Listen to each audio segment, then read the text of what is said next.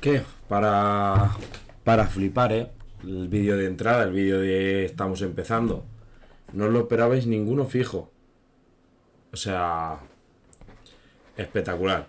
Ya decía yo que tenía que profesionalizarme y así lo hemos hecho. Ya directo al estrellato. Ahora que estoy haciendo unos 20 céntimos por directo de beneficio, pues hay que intentar ser lo más profesional posible. Voy a empezar con una tontería, pero que ha hecho revuelo en las últimas 2 horas o así en Twitter España, que es bueno, eso es lo que lo he visto yo, es de hace un día, pero no sé por qué ha hecho revuelo ahora. Lo he visto yo ahora y es el tema de que el Europa ganó 23-0 al Pujadas, el Europa femenino. Y diréis, bueno, que tiene esto de interesante, o sea, bueno, filial femenino del Europa que haya ganado 23-0 en a saber qué categoría de la fútbol catalán. Pues bueno, no es solo que queramos rememorar las andanzas de uno de los equipos históricos de España, fundadores de la liga, sino que se ha armado revuelo básicamente por esto. Al descanso vemos que iban 10-0 y bueno, este jugador de aquí, que es Alex Alcaide, pues como vemos estaba jugando en el femenino, en un equipo femenino.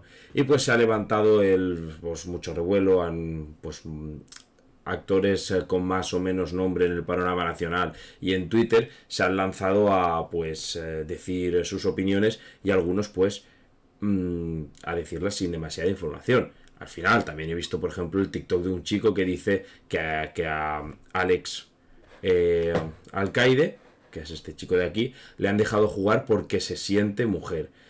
O sea, básicamente veo esto y me invento lo que pasa.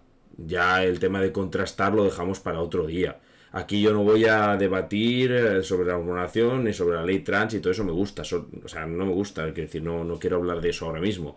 Ya hablaré. Simplemente aclarar que no es que este chico sea un chico que se sienta mujer y haya dicho, oye, es que yo me siento mujer y le han dicho, pues venga adelante, juega en la categoría de mujeres. Eso no se puede hacer, no funciona así, es ilegal. Hasta yo cuando jugué a fútbol con 17 años tenía que ser legalmente de la edad que correspondía y del sexo que correspondía para jugar en la categoría. Quiero decir, evidentemente a este chico no le han dicho, pues tu voluntad, tú juegas, sino que resulta que Alex Alcaide es una mujer que está transicionando a hombre. Por eso, simplemente sé que es una tontería y no tiene mayor importancia. O sea, a ver, no es una tontería para este chico, no es una tontería para la comunidad LGTBI, pero quiero decir, en el marco de el panorama internacional que estamos viviendo, pues la situación de una persona quizá nos puede parecer una nimiedad. Y como vemos, aquí por aquí lo decía, está en catalán, pero se entiende, no sé si puedo traducir. Traducir a español. Vale, ha sido acosado y decía que estaba transicionando. Ahora lo he perdido. Vale, el proceso de transición. Vale, si aquí pone. A los 25 años y habiendo comenzado el proceso de transición bastante tarde, sabe que le costará encontrar un lugar en el equipo masculino. La cuestión es que este chico ha transicionado de mujer a hombre. No es un hombre que diga yo me siento mujer juego, sino que simplemente ha transicionado de mujer a hombre y al ser legalmente aún mujer y tener DNI aún de mujer, tiene que competir con el equipo femenino. Porque aquí ¿qué solución hacemos? ¿Que no pueda jugar y ya está porque ha transicionado? Quiero decir dos cosas. O dejamos que la gente, mientras transiciona, juegue en la categoría del sexo al que está transicionando, pero entonces se quejarían porque los hombres que están transicionando mujeres tendrían ventaja física a mitad transición, o dejamos que juegue en la categoría de la que está transicionando hacia el otro género, que en este caso es una mujer que está transicionando a hombre y juega en la categoría de mujeres, que también se han quejado porque dicen que tiene ventaja. Entonces, ¿qué hacemos aquí? ¿Le prohibimos jugar a fútbol? Pues puede ser, no lo sé. Y esto lo he visto aquí de última hora y lo meto solo para aclarar eso. Que ya podéis opinar si puede jugar, si no puede jugar, cuál es la solución que cada uno más crea conveniente. Eso se puede debatir. Lo que no se puede decir es que este chico, que Alex Alcaide, es un hombre que se siente mujer y que por eso... No, es que, hablando biológicamente, es mujer. Entonces, ya se desmonta el argumento ese que está esgrimiendo tantísima gente. Y nada, simplemente aclarar esto que, como digo, pues Pues ya nada más. Otra cosa que me he dado cuenta yo, a raíz de todo lo que yo subo en YouTube, subí este fragmento, que también... Jajaja, buenas noches, democráticas noches. Hoy hemos sido madrugadores en el chat.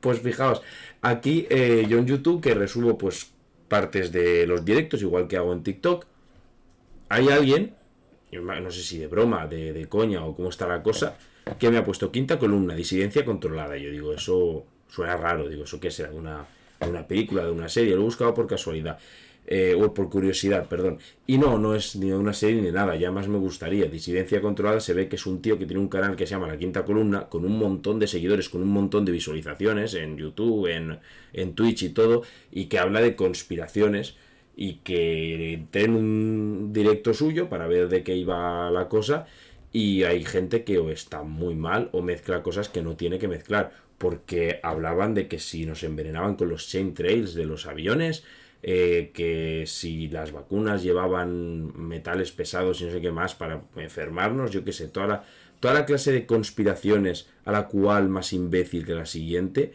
que podías ver, pues eso es lo que encontrabas en ese canal.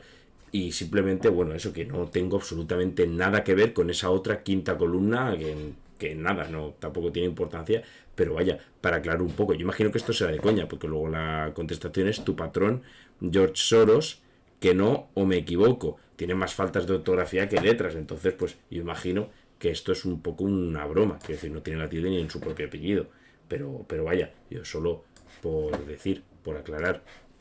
Y pasamos a lo importante, porque han seguido pasando cosas en Rusia y en Ucrania. Aquí la última es la cuestión de que Rusia ha afirmado que Ucrania va a hacer un ataque de bomba sucia.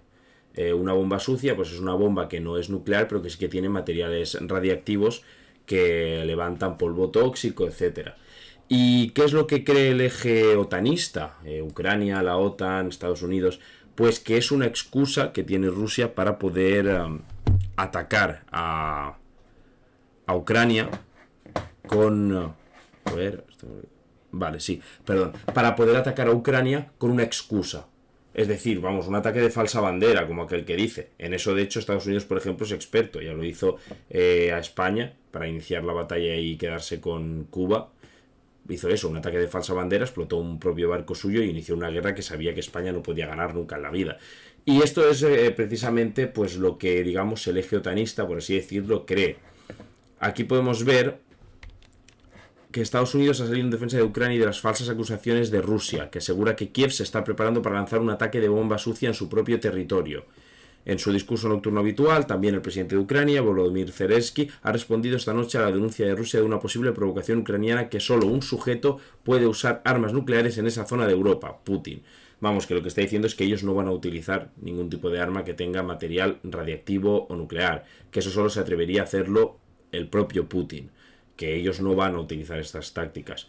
Continúa además la evacuación de Gerson ante la inminente ofensiva ucraniana para recuperar la ciudad, que también veremos eso, que están avanzando. Y también el tema de los ataques rusos con drones, que también ha evolucionado todo el tema de Irán con Ucrania. Y utilizando como columna vertebral esto que hemos leído en este artículo, ¿de acuerdo? Vamos a proceder a hacer todo el resto. Buenas noches, Barito Kid, a ti también. Vamos a comentar todo el resto. Lo primero, el peligro que tiene esta acusación de bomba sucia. Como he comentado, la bomba sucia es una bomba no nuclear, pero que sí que tiene material radiactivo. La teoría que se maneja, que es la que comento, yo creo que es la que más sentido tiene, que es el hecho de que Rusia se autoinfligiría ese ataque para tener una excusa para utilizar armas más severas contra Ucrania, estando un poco legitimada en ese sentido por haber recibido ese ataque. Por otro lado, que Ucrania utilice una bomba sucia, como digo, a mí no se me hace que tenga demasiado sentido, la verdad. Quiero decir, yo siempre lo digo, no soy experto en todo el tema militar, ni mucho menos, no sé prácticamente nada, pero vaya, que ahora Ucrania utilizara un arma que tenga un mínimo de contenido radiactivo cuando no le hace falta y de momento sigue avanzando en territorio ucraniano, no lo veo yo que tenga excesivo sentido. Y es que se ha dicho hoy, 24 de octubre, porque hoy es 24 de octubre, ¿verdad? Sí, digo, se me ha ido la cabeza por un momento, que el Estado Mayor de Ucrania ha anunciado la liberación de otras 4 ciudades: Karmasinivka, Miasoskadivka y Nevenske en el Oblast de Lugansk y en Donetsk de Novosadove, y son estas 4 ciudades que están aquí. Es decir, Ucrania sigue avanzando y empujando a las tropas rusas en ese territorio anexionado por Rusia. De momento parece que el avance sigue siendo básicamente ucraniano. No ha habido tanta evolución en estos últimos días. Se comenta, bueno, comentan muchos expertos que está siendo una batalla muy lenta, una guerra muy lenta, que tienen más facilidad de repliegue y de evitar ataques que poder ofensivo a ambos bandos, pero de momento parece que Ucrania es la que está saliendo más beneficiada, porque como digo, recupera territorios. Hay gente que comenta que puede ser una retirada de Rusia como táctica, que sea una retirada a propósito.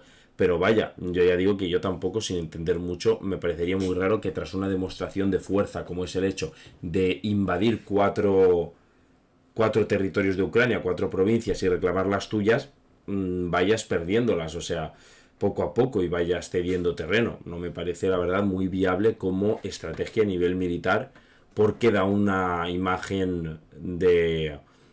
no de indefensión, pero da una imagen de debilitamiento bastante grande. Más noticias. Estuvimos hablando de que Estonia se estaba planteando nombrar a Rusia estado terrorista, país terrorista, y así ha sido. Oficialmente, el 18 de octubre, un día después de que hice mi último directo, el Parlamento de Estonia reconoció a Rusia como un estado terrorista. Que esto no lo he dicho, pero yo no pude hacer directo el viernes pasado por tema de trabajo, acabé de trabajar a las 11 de la noche, entonces pues me fue totalmente inviable. Trabajé más o menos, yo me levanté a las 8 de la mañana y hasta las 11:45 o así yo no volví a casa de la noche, o sea, totalmente inviable. Entonces pues hay cosas del 18 de octubre, del 19 de octubre que pues hubiera comentado si hubiera hecho directo, pero no lo hice. Y al final, pues Estonia ha reconocido a Rusia como estado terrorista, lo que evidentemente pues va a marcar mucho las relaciones futuras que puedan tener estos dos países. Recordemos que Estonia llegó a ser república de la Unión Soviética. No creo que Rusia ahora, después de todo lo que está haciendo, se retire así como así. Yo tampoco. Es que es eso, al final yo de guerra no entiendo, y pues sí que puede ser una táctica, pero esos territorios que tú ya has firmado un documento oficial como que tú los consideras tuyo, a la gente que vive ahí la consideras tu gente, es un sacar músculo delante de Ucrania y de la OTAN, de repente decir, o sea, de repente retirarte, pues yo no lo acabo de ver. Y bueno, pues eso, que Estonia llegó a ser de la Unión Soviética, eso sí, junto a Letonia y Lituania, pero no era como el resto de repúblicas que habían tenido una adhesión libre. Estas 3 fueron más, pues una adhesión forzada. Y otra cosa que está pendiendo de un hilo son las relaciones entre Ucrania e Irán. También hemos tratado aquí, porque ahora vamos a repasar muchas cosas que ya en otros directos se han dicho, como es el hecho de que Ucrania llamó a citar al embajador de Irán en Kiev, precisamente porque estaba vendiendo drones, Irán, presuntamente a Rusia, drones con los que se estaban matando a ciudadanos ucranianos. Aquí también dice que Irán enviará muy pronto a Rusia más drones y misiles balísticos con precisión mejorada. Estos son informaciones de Reuters, y que medios estatales iraníes aseguran además que hay 22 países interesados en adquirir este tipo de drones. Nosotros nos focalizamos en Rusia porque Irán es uno de los apoyos que está teniendo en esta guerra, y como digo, Ucrania quiere romper lazos con el país islámico precisamente por eso. El Ministerio de Defensa ruso ha informado que ha hablado con sus homólogos de Estados Unidos, Reino Unido, Francia y Turquía para hablar de la situación en Ucrania y sus preocupaciones porque Ucrania utiliza una bomba sucia, también lo que hemos comentado. Y luego que los ministros de Exteriores de Estados Unidos, Reino Unido y Francia han publicado un comunicado conjunto en el que expresan su defensa de la soberanía e integridad territorial de Ucrania. Se mantienen determinados a apoyar a Kiev, además de rechazar las acusaciones falsas de Moscú. Todo lo que hemos comentado antes de la bomba sucia. Luego también el tema de los drones de Ucrania no acaba solo ahí, sino que esto yo lo he visto de este señor que es periodista bielorruso, ¿de acuerdo? Y dice que como un fail, ¿no? Un fallo que tuvo aquí el experto del Ministerio de Defensa ruso, que es que sin darse cuenta de que ya estaban en directo, le dijo a la conductora del programa: simplemente no preguntes demasiado sobre estos drones iraníes. Todos sabemos que son iraníes, pero las autoridades no quieren Эксперты в нашей admitirlo. студии Руслан Пухов, директор Центра анализа стратегий и технологий, член Общественного совета при Министерстве обороны России. Руслан Николаевич,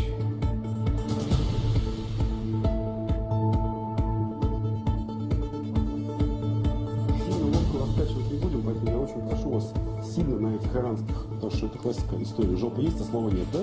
Мы все знаем, что они иранские, но власти не признали. Руслан Николаевич. Y yo imagino que ella le dice: estamos en directo, porque se le ve al hombre luego nervioso. Eso sí, no sé por qué no lo cortan antes.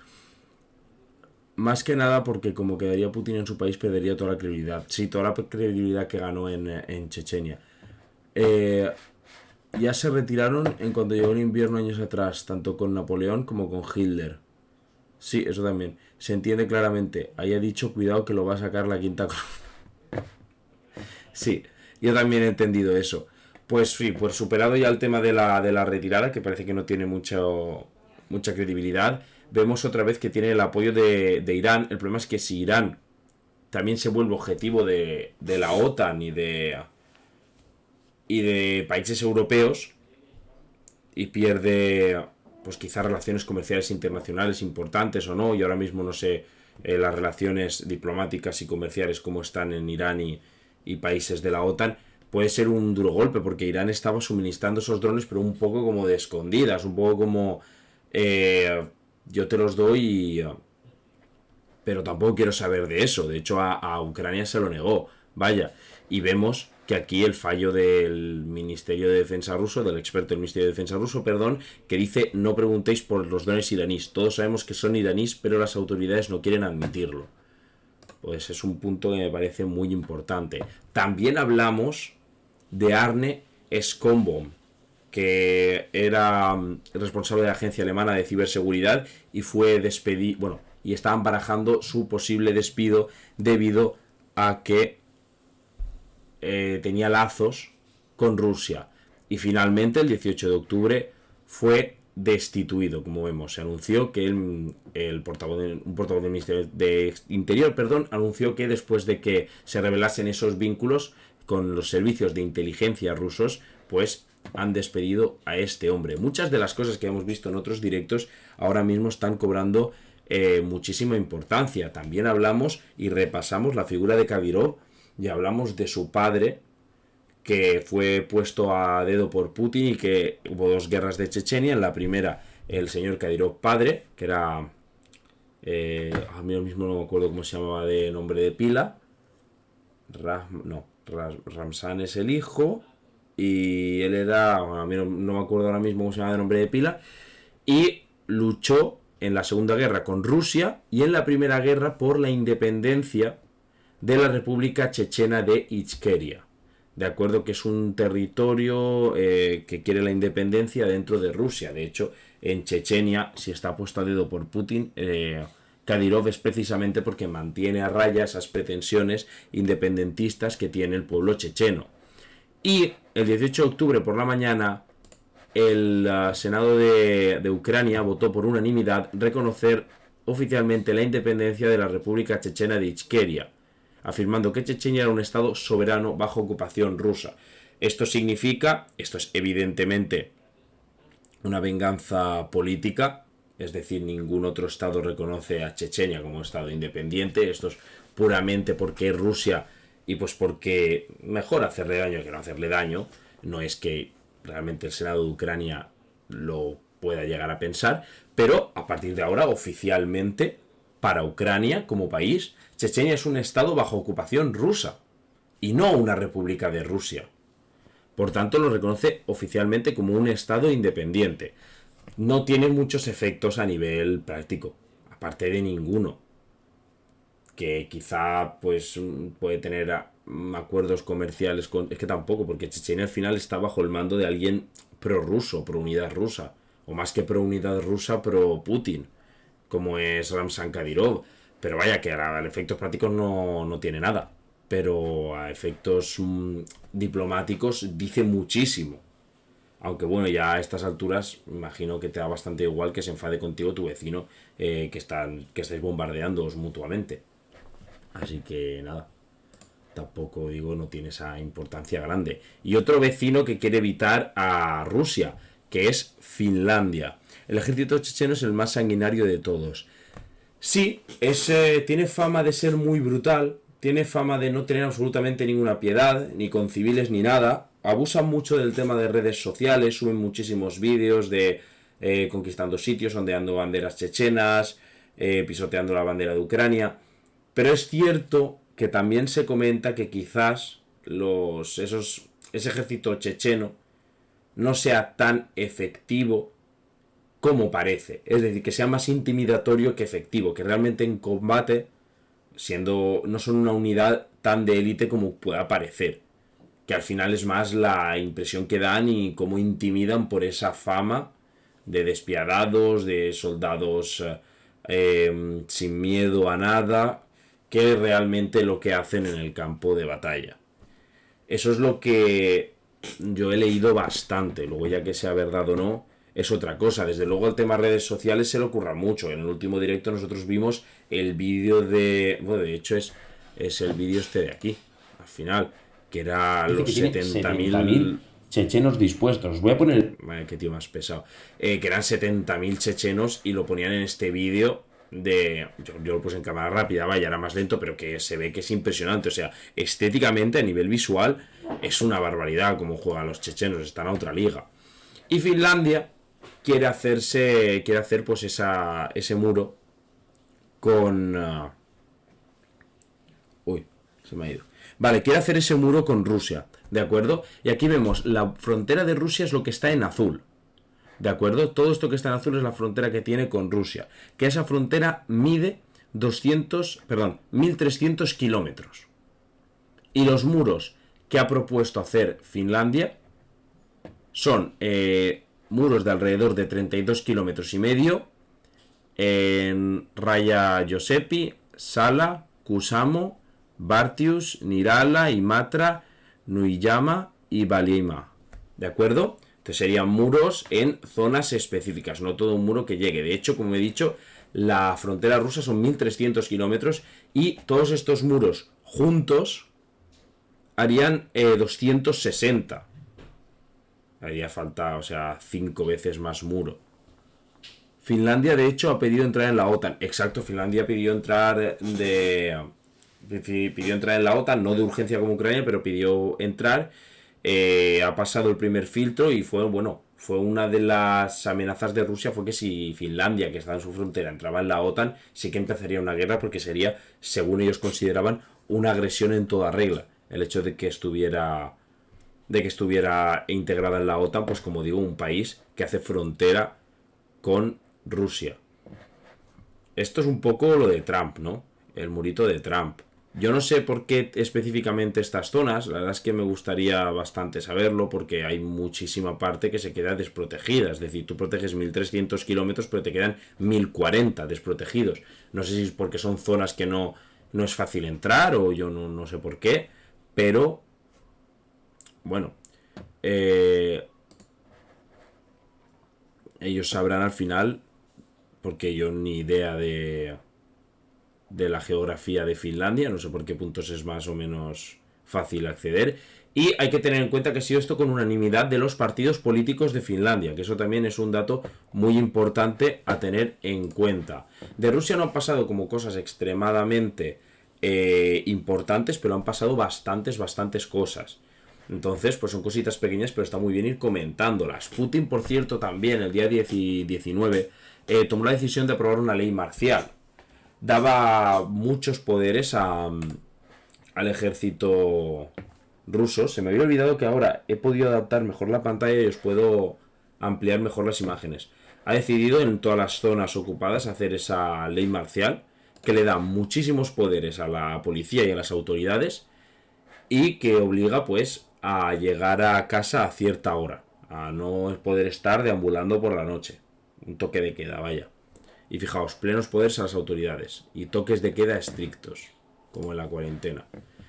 Otra cosa curiosa que me he encontrado, también el 19 de octubre, es que según Global Firepower, como aquí nos cuenta Dato World, es que en los ejércitos más poderosos del mundo este es el ranking actualmente. Algunos son bastante obvios, el de Estados Unidos está el primero, el de Rusia está el segundo, porque recordemos que le está costando Ucrania, pero Ucrania tiene bastante ayuda por parte de la OTAN, es decir, y eso es una realidad, que tampoco pasa nada por decirlo. Es decir, de hecho Ucrania está el número 22 por ella misma. China nos sorprende que esté en el tercer puesto como una de las dos grandes potencias mundiales. La India también, que es cerca de quinta potencia mundial, porque superó, pues no sé, ahora 2 meses o así, superó a Gran Bretaña. Japón también, pues uno de los países más poderosos del mundo, económicamente más fuertes, y que además, por cierto, le sigue Corea del Sur, que los dos tienen continuos rifirrafes con Corea del Norte. La verdad es que no lo he sacado hoy, pero han vuelto a tener como intercambio de misiles en la frontera. No paran. Y bueno, luego Francia, Reino Unido, muy potentes. Pakistán aquí sí que me sorprendió. Brasil, otra potencia. Y Ucrania se encuentra, como digo, en el puesto 22. Aquí yo lo digo, no me lo saco yo de la manga, lo pone Global Firepower. Y podemos ver más o menos, pues, para que nos guíe. Yo imagino que Estados Unidos sí que tiene bastante ventaja respecto a los demás, vaya, que será holgadamente el más poderoso. Pero, no sé, Pakistán, sí, es lo que yo he dicho, Pakistán, yo no sé si es por problemas con la India, que siempre se han llevado mal desde que se separaron en dos países, uno básicamente hindú, el otro básicamente musulmán, pero sí, Pakistán el número 9, yo no sé por qué es tan fuerte. Me gustaría mirarlo, la verdad, porque es tan fuerte y poderoso el ejército de Pakistán, porque está en el top 10 de todo el mundo, o sea, poquísima broma. Y siguiendo con Estados Unidos, que recordemos que es el país militarmente más fuerte del mundo, lo acabamos de ver en la lista, se calcula que Estados Unidos tiene en Europa unas 100 bombas nucleares. Se encuentran en Holanda, Bélgica, Alemania, Italia y Turquía. Es de Statista. Claro, entre otras cosas, por esto se habla también del imperialismo de Estados Unidos, un poco, por el hecho de que joder, al final no es normal disponer de 100 bombas nucleares en un continente ajeno. Pero bueno, aquí hay alguien que corrige y pone Países Bajos, muy bien, porque recordemos que Holanda es una región histórica de los Países Bajos, pero el país entero es Países Bajos. Aunque si no hablamos en documentos oficiales, es correcto poner Holanda como sinónimo de Países Bajos, pero en documentos oficiales hay que poner Países Bajos siempre, en un registro formal, Países Bajos. Y aquí vemos cómo tiene las... Vimos también en el pasado las... Ahora no me sale. Como las bases militares que tenía Estados Unidos alrededor de Europa, que en España tenía 2, si no me equivoco en Cádiz y Sevilla. Y aquí vemos pues que dispone de armamento nuclear en Europa. Bueno, Europa y Turquía, que también tiene parte de su territorio dentro de Asia. Hablábamos de Bielorrusia también en el pasado directo, es que hemos un montón de cosas. Y decíamos que pues estaba como dando a entender que iba a entrar al conflicto armado con Rusia, junto a Rusia, quiero decir, no contra Rusia, sino junto a Rusia, porque son aliados Lukashenko y Putin. Y vemos cómo Polonia ha movilizado equipos militares hacia la frontera de Bielorrusia. Imagino que del por si acaso. Aquí nos pone NATO IDET. Yo no sé, NATO de la OTAN. IDET, ni idea de lo que es. Pero vemos que se están desplazando. Y es un movimiento que me parece muy interesante teniendo en cuenta que las últimas declaraciones de Bielorrusia han sido de Lukashenko que no quieren una guerra. Quizá lo que hagan es enviar tropas conjuntas junto a ejército ruso. De esto hablaba el de Memorias de Pez, no sé cómo se llama, bueno, yo lo conozco como el tío de Memorias de Pez, que sabe pues, de geopolítica una barbaridad, y decía que el hecho de que enviara a Bielorrusia no su ejército propio, es decir, batallones propios de solo bielorrusos, sino que los mezclara con rusos, era una decisión muy inteligente, porque es como que él no se comprometía directamente, a Bielorrusia y no se podía hacer distinción entre esos soldados rusos y esos soldados bielorrusos. Pero ya lo digo, teniendo en cuenta que la postura última de Bielorrusia ha sido no vamos a entrar en la guerra, me parece muy curioso que precisamente a la frontera con Bielorrusia sea donde está Polonia movilizando a sus soldados. Y de todo esto de la guerra, sobre todo también de que se habló muchísimo, de que tocamos mucho el tema del gas, de quién había salido ganando o no. Ya digo que el dólar no se ha reforzado, también ha sufrido, pero no ha sufrido ni la mitad que el euro y la libra. Y es que según datos publicados en la última semana, estos 20 de octubre de hace 4 días, España había aumentado las importaciones de gas natural desde Estados Unidos un 248% hasta agosto. Hay datos desde 2004. Estados Unidos podría finalizar el año como nuestro principal proveedor, por encima de Argelia, con quien nos hemos enemistado, recordemos, por bailarle el agua a Marruecos, que es nuestro enemigo y que no para de amenazarnos. ¿De acuerdo? Este es el gráfico que ha hecho Excel Adicto, que vemos la evolución de las importaciones que hemos hecho del gas natural de Estados Unidos. O sea, es una auténtica barbaridad el crecimiento. Hay que darle las gracias a Pedrito. Pues en gran parte sí. Yo siempre insisto que no es solo cosa del PSOE, que España siempre ha llevado una línea muy blanda con Marruecos. Pero es cierto, y ahí Badito Kid tiene toda la razón, que ha sido especialmente el PSOE el que ha puesto el culo con Marruecos como no lo había puesto nadie. O sea, y me parece un auténtico disparate, como digo, y teniendo un socio comercial como Argelia, con tanto potencial, pues el PSOE no ha mejorado en absoluto esas relaciones con Argelia, y por hacer favores que no le tienes que hacer a Marruecos, te has enemistado con Argelia, que es tu proveedor de gas, porque recordemos que el gas España lo compraba a Argelia, no a Rusia, era de los pocos países de Europa que no había salido tan perjudicado por la guerra en ese sentido. Y aquí podemos ver en otro, también de este ladito, en otro gráfico, cómo han evolucionado las importaciones de gas natural desde Argelia, Estados Unidos y Rusia durante las 2 últimas décadas en España. También vemos como Argelia, que siempre había sido nuestro principal proveedor, aquí vemos que Rusia no daba mucho hasta 2018, tal, pero nosotros básicamente el gas se lo comprábamos a Argelia. ¿Qué ha pasado? Que Estados Unidos de repente, desde agosto del 16, que iba creciendo, no crecía mucho, y de diciembre del 18 a abril del 21 vemos un crecimiento muy grande, pero es que el rebote en 2021, a mediados de 2021, es un espectáculo. Ese rebote es una auténtica burrada, y al final, pues en ese sentido sí que sale beneficiado Estados Unidos. No, o sea, ahí no se puede mentir. Habrá que darle las gracias a Pedrito o a quien sea, pero vaya, la cuestión es que en ese aspecto sí que es cierto que Estados Unidos ha salido reforzado, haciéndose uno de los grandes proveedores de gas a Europa, que su gas nos cuesta mucho más caro de lo que costaba el gas ruso. Y dentro de la propia Rusia también hay problemas fuera del gas, como por ejemplo que aparentemente la República de Bashkortostán, recordemos en Rusia es una barbaridad, hay como 83 sujetos políticos diferentes, hay 50 y algo repúblicas, hay como no sé cuánto, 13 oblasts o así, hay un oblast autónomo, hay... ¿qué más hay? Hay otro sujeto político que no me acuerdo, y 3 ciudades federales, que son San Petersburgo, Moscú y otra que ahora mismo no me acuerdo. O sea, es un mapa, es un crisol de repúblicas, de culturas, de etnias, de religiones espectacular.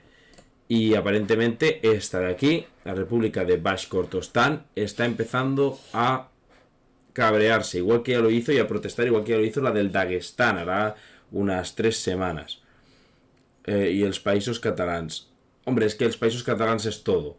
Entonces, pues Rusia entra dentro de los países catalanes. Es más, hay guerra dentro de los propios países catalanes, entre Ucrania, que están los países catalanes, y Rusia, que también están los países catalanes. Y todo eso apoyado, o bueno, Ucrania apoyada por Estados Unidos, que es pues una de las repúblicas dentro de los países catalanes. Aquí lo pone, this is not our war. Recordemos lo que digo del Dagestán, que ellos ya protestaron muchísimo, porque estaban cogiendo mucha gente del Dagestán para ir a la guerra. Aquí lo dicen, esta no es nuestra guerra. Los nacionalistas de Bashkir han anunciado creación de resistencia armada. Las oficinas de los partidos de la Duma y los oficiales de reclutamiento militar son incendiadas en la República y se alienta a los hombres a esconderse y prepararse para luchar. Y es que al final, ¿quién demonios va a luchar en una guerra por un país que no considera suyo? No tiene absolutamente ningún sentido. Y hay muchas repúblicas donde hay muchísimos movimientos independentistas dentro de Rusia, porque como digo, tienen diferente etnia, diferente religión, diferentes culturas, o sea, ahí hay gran parte de Rusia es ortodoxa, pero también hay como el Dagestán, Chechenia, que son musulmanes, hay una república, no me acuerdo ahora cuál es, que es budista, mayoritariamente, hay un oblast autónomo judío, o sea, es una locura Rusia, al final es un sujeto político increíblemente interesante y curioso. Aquí Ucrania ilegaliza el Partido Socialista de Ucrania por ser prorruso. Ya Zelensky hizo una limpieza bastante grande de partidos políticos. Y a ver, aquí siempre está lo de siempre. Depende de lo justificado que esté. Yo sí puedo entender que se ilegalicen partidos que son favorables a un país que te está intentando anexionar parte de tu territorio y que están actuando como una quinta columna, porque bueno, sí, se llama así, quinta columna, vaya, pero también es cierto que lo que imagino que está pasando, porque recordemos que Ucrania no es un país serio y antes tampoco lo era, es que Zelensky está aprovechando cualquier excusa para quitarse de medio a la competencia, vaya, a la oposición, y al final pues yo no lo sé porque el contexto político de Ucrania no lo conozco y no sé hasta qué nivel es cierto que estos partidos son prorrusos o no, o lo que dicen, o las bases con los que se ilegaliza. Que me parece raro que vaya ilegalizando docenas de partidos este señor. También me parece raro, la verdad. No me parece extremadamente normal. Y el ejército bielorruso, que no iba a entrar en batalla, ha protagonizado un vídeo bastante curioso, porque a mí es una demostración militar que no me da precisamente mucha confianza, es decir, no me lo hace parecer de un ejército serio.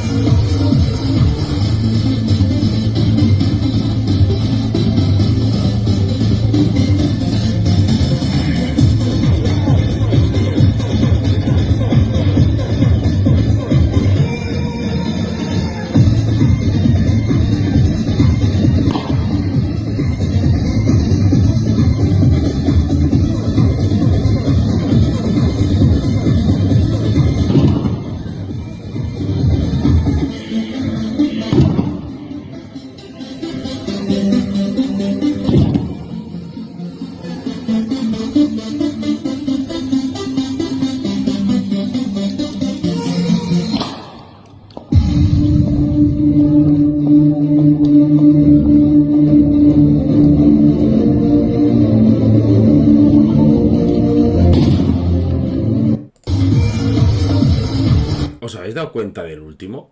Que ha reventado la bicha esa al compañero. Mira, dice, ¿qué hago? Pues toma, para ti, Vladimir. No sé, yo no lo entiendo. ¿Saben sus padres que están haciendo eso? Y digo que es del ejército porque lo ha dicho Revista Ejércitos, que es, por cierto, una web espectacular para seguir todo el tema de Ucrania, que no lo he dicho yo. Si hubiera dicho Pepito Pérez, hubiera dicho, ni de coña son las fuerzas de operaciones especiales de Ucrania o lo que sea esto, la rama militar que sea. Pero, o sea, me parece bastante espectacular. O sea, los ucranianos se los van a merendar. Vaya. Joder, son el circo del sol. Sí, parece, no sé, que decir, yo he tenido actividades en educación física de presentar por grupos que tenían más rigor militar que eso. Muy fan de la versión Eurobeat de Street Fighter. Sí, me molaría. El ataque de los bielorrusos es en reventar palos de madera muy flojos y trozos de piedra al compañero. Buena versión de Eurofighter. Para flipar un poco esa maniobra, que decir, ya lo digo, lo dice Revista de Ejércitos, o sea, es que no me lo invento yo. Yo de hecho no creía que era real hasta que vi que lo había puesto Revista Ejércitos. Lo busqué porque yo lo vi en otra cuenta y lo busqué en Revista Ejércitos porque digo, no puede ser y yo no me lo creo. Aquí Geopol 21. Rusia se convirtió en el país más sancionado del mundo tras la invasión de Ucrania y cuenta con un total de 12.665 medidas restrictivas activas. De esta manera el país ha superado a Irán, que antes era con diferencia la nación más sancionada del mundo.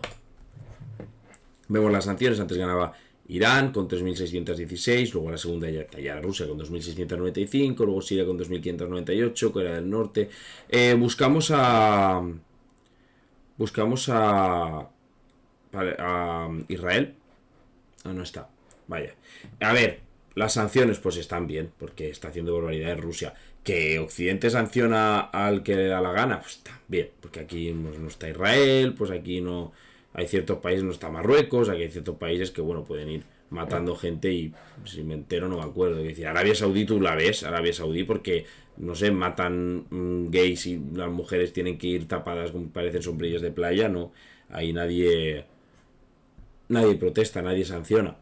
Mientras sea socio comercial tuyo, pues no pasa nada, es la historia de siempre, pero vaya, que es bastante curioso que, bueno, esto no lo he dicho, antes era con el mayor Irán con 3.616, en 2010, bueno, se ha añadido 219 más, no sé si a raíz de las protestas, porque esto es desde el 22 de febrero de este año, pero es que ahora Rusia 12.665.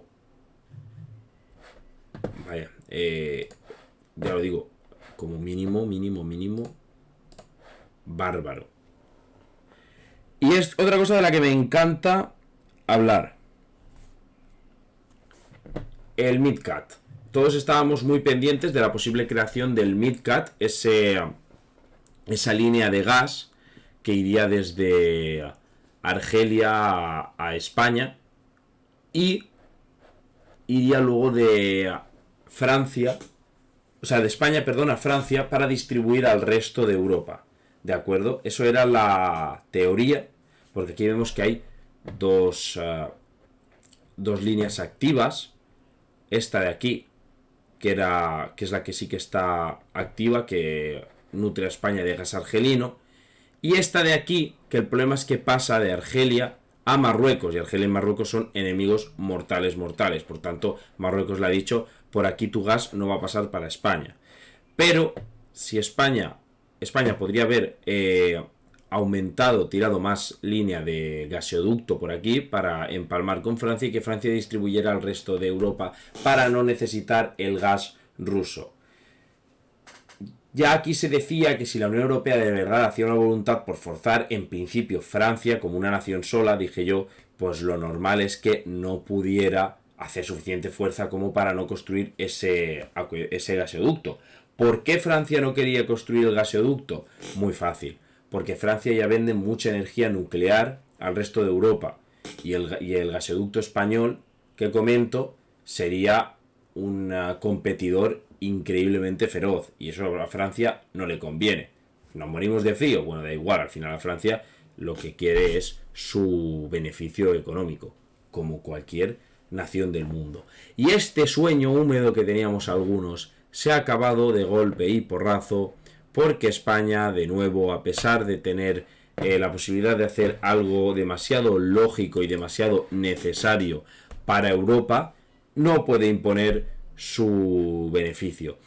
Y en vez de eso, abogan por un corredor verde de energía que iría de Marsella a Barcelona. Hay un tramo construido, que es de Martorell a casi Girona, llega a Hostalric, y hay propuesto un tramo que continúa y llega a la frontera la frontera hacia Francia, llegando a Barbairán. Pero se ha propuesto una nueva conexión que vaya directamente de Barcelona a Marsella, lo cual pues también beneficia a España, pero vaya, que pudiendo tener el MidCat, que era una oportunidad de oro, te vas a tener que conformar con esta ruta verde.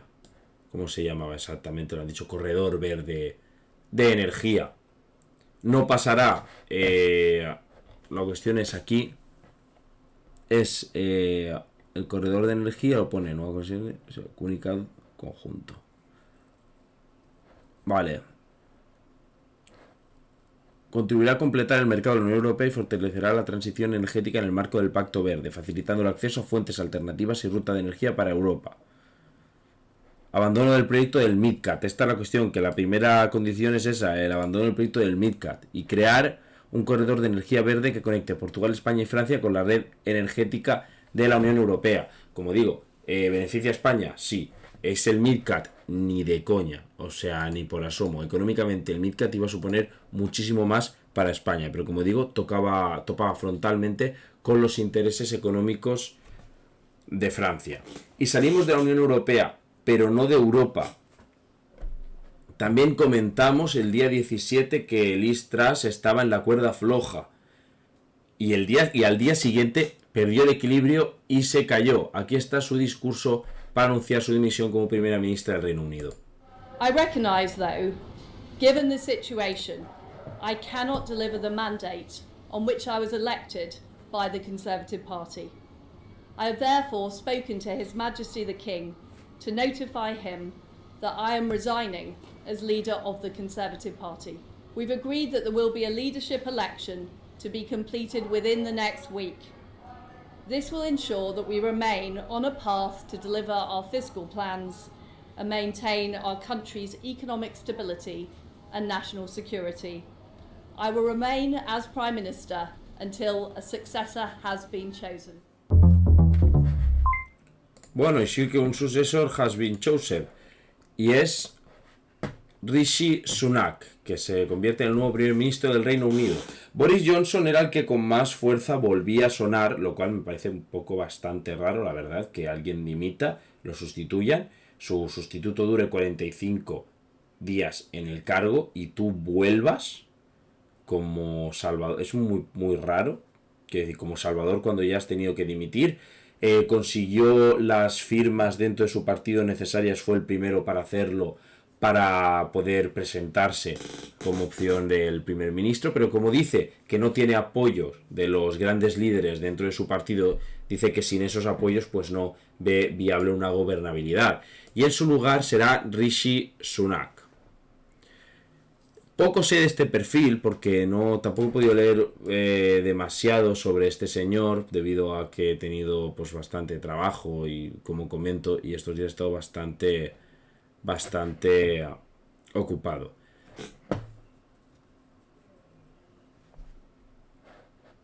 No sé si habría tenido buenas posibilidades de éxito en un voto entre los militantes del partido, pero no se puede gobernar efectivamente a menos que se tenga un partido unido en el Parlamento. Esto lo ha comentado Boris Johnson, a lo que yo decía que él no veía la unidad suficiente para poder gobernar. A sus 42 años, Sunak será el primer mandatario de una minoría étnica, descendiente de inmigrantes indios, y el inquilino más rico en pisar Downing Street. Sí, se comenta que es millonario, y bueno, pues como se ve por su nombre, su apellido, sus facciones, pues es descendiente de indios. Recordemos que hay una grandísima minoría de indios y pakistaníes dentro de Gran Bretaña.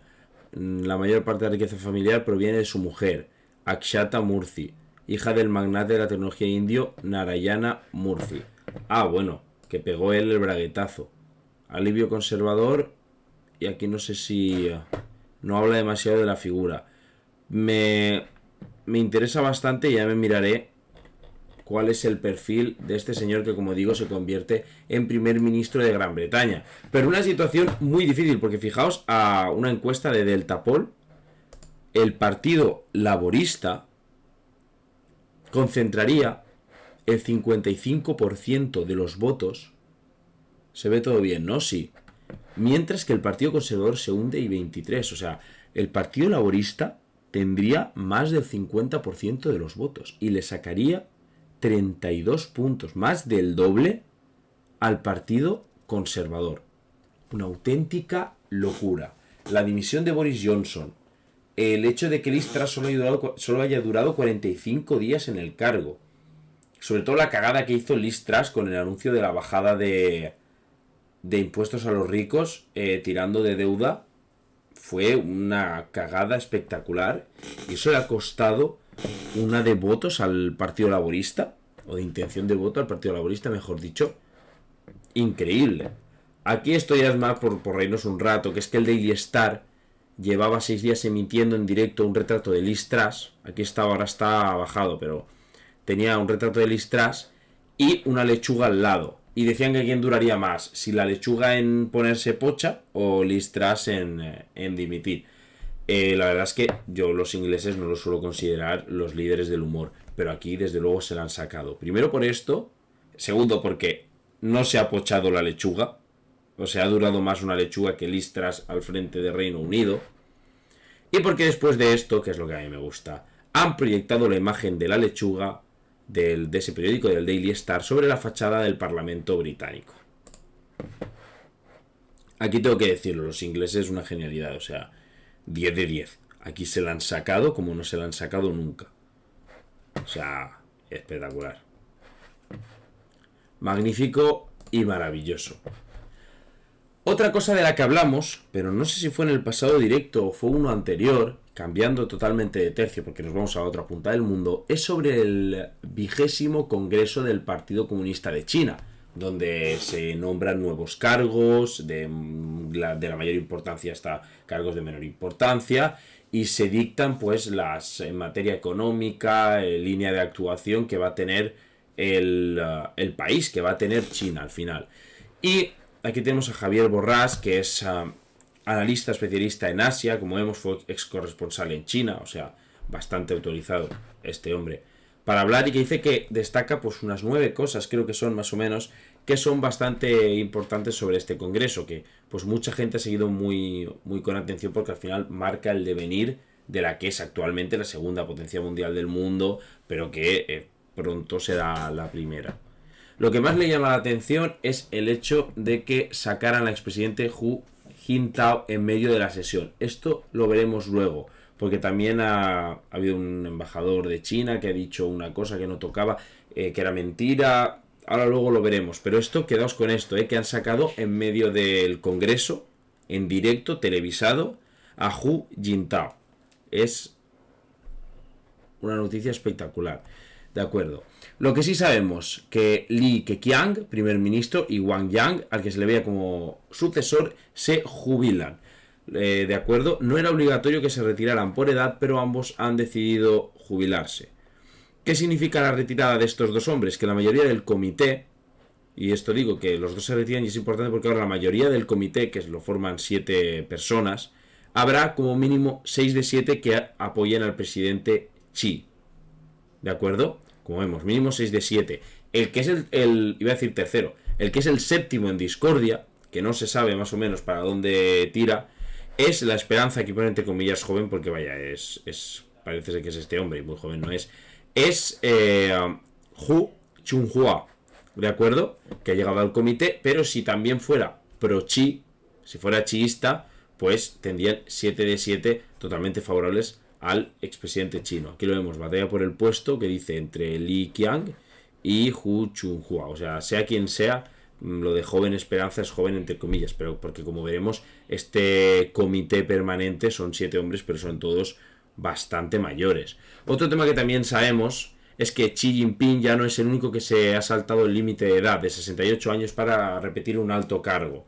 Y es que Wang Yi y Zhang Yuxia lo han hecho. Y es que hay una norma no escrita dentro del Partido Comunista Chino que de no repetir el cargo una vez pasados los 68 años.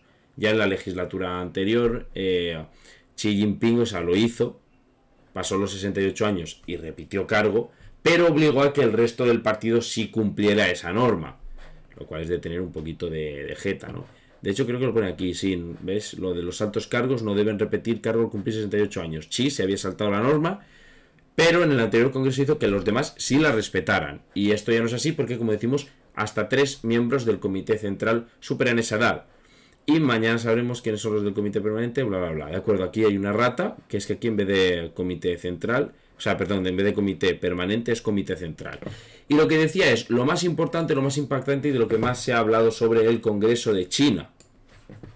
El hecho de que han expulsado, ahora aquí no lo tengo puesto porque soy muy, muy listo, han expulsado a Hu Jintao, como digo, en medio de la televisión, en medio del Congreso, televisado, salía en la televisión, lo han expulsado en directo. Hay quien habla de purga, se comenta también que pues el estado de salud, y aquí ha borrado el tuit, pero menos mal que Jaime Santirso le hizo una captura de pantalla, y es que Su Jinyang, que es algún cargo de China en España, si no me equivoco es el embajador, ahora mismo no lo sé 100%, decía que los medios occidentales estaban ocultando de manera deliberada algo que era que tras una pausa, o sea, que sacaron a Hu Jintao del Congreso y tras una pausa volvió al Congreso y depositó en persona su voto.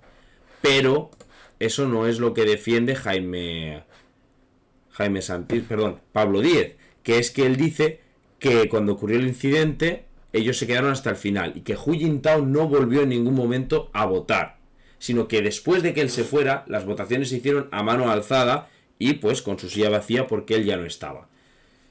Por tanto, o sea, yo puedo entender que se haga más o menos purga, pero, o sea, que haya podido ser por su salud o no, que se lo merezca o no, yo no sé los entresijos, pero vaya, que este señor, este cargo, como digo, en España, que es que no sé exactamente qué es, creo que es embajador, miente, aparentemente miente, y pues cuando mientes en una cuestión que es sí o no, pues quizás porque algo ocultas. Y aquí decía, mirad, aquí, fijaos. Cogen al señor y le dicen, parece ser que usted se va a venir conmigo. Y en directo es señalado y lo invitan a que abandone la sala. Y él aparentemente pues no está de acuerdo con la decisión. Hablan de eso, de purga en directo. Que eso pues es muy poco de regímenes democráticos, ¿verdad? Pero bueno, al final pues es China y todos sabemos la transparencia que pueden tener un país como China, que al final a nivel económico funcionará mejor o peor, pero vaya, veremos cómo queda el tema de Hu Jintao. En Irán siguen las protestas, era un tema que parecía que se había calmado, pero más que calmado es que había dejado de aparecer en los medios occidentales. Y fijaos, se han intensificado y ahora ya han pasado a quemarse directamente edificios gubernamentales. Como vemos en algunas ciudades, estos edificios están siendo objetivo de los manifestantes. Totalmente en llamas. El número de muertos asciende a 240 y hay más de 8.000 detenidos por participar en las protestas. Hay más de 100 ciudades afectadas en todo el país.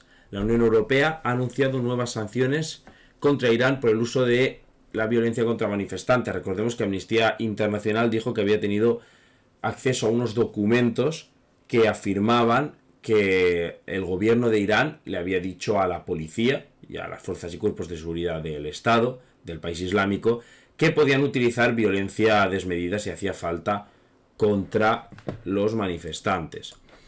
Aquí, preocupante, el grupo yihadista de Baluchistán, Jaish al-Adl, ha publicado una declaración junto a un vídeo de propaganda donde denuncia su capacidad para continuar la lucha contra la teocracia iraní y denuncia la represión del Estado contra los creyentes suníes. También yo he visto un mapa, porque hay dos islams o dos interpretaciones del islam mayoritarias en Irán, que son los sunís y ahora mismo no recuerdo la otra, pero en el mapa se ve las zonas que son sunís y las otras que son, es que no sé si son chiitas, yo no quiero hablar porque no lo sé y la cagaré, pero que las muertes eran bastantes más, muchas más en la zona de sunís. ¿Por qué digo preocupante? A ver, en principio que ayuden a los manifestantes me parece bien. El problema es que esto significa pues también un recrudecimiento de la violencia. Un recrudecimiento de la violencia. Fijaos todos los soldados, los vehículos de los que disponen. Al final, pues, hombre, gracia, ¿no? Hace poca.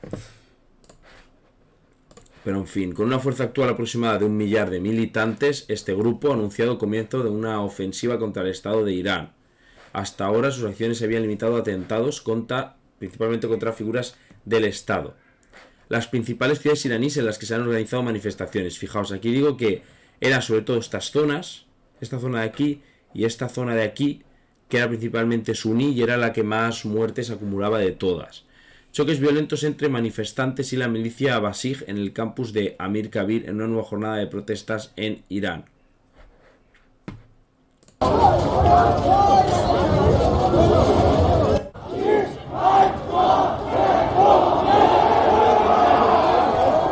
Ahora mismo el país tiene que ser absolutamente un error. Un terror, perdón. También vimos que habían hackeado la televisión iraní para interrumpir un discurso de Jamenei, del presidente de Irán, del líder de Irán, y ahora un grupo de hackers ha asegurado que se ha infiltrado en los archivos de Irán, de todo el tema que se ocupa de la producción de armas nucleares, etcétera, y dicen que han amenazado con divulgar pues esta información sensible si no liberan a los presos y detenidos por las protestas por Mahsa Amini. También quiero destacar que estoy viendo mucha gente, esto lo he comentado en otros directos, que está achacando estas revueltas a Occidente, que se han sido comenzadas por Estados Unidos, etcétera, y yo pues no lo sé, pero repito que no tiene por qué ser Occidente siempre el precursor o el detonante de todo lo que pasa fuera de Occidente. Es decir, a veces pues tienen sus propias manifestaciones y sus propias quejas los países de fuera. Pero bueno, ya vamos a España, vamos más local, que ahora toca un rato de hablar de España. Y sobre todo por algo que también hemos estado tratando, que es el tema del alquiler. Vamos a ver la evolución del precio real de las casas en los últimos 40 años. De acuerdo, los 40 es 1981, lo digo porque me dices hace 40 años y pienso en los 60. No sé por qué.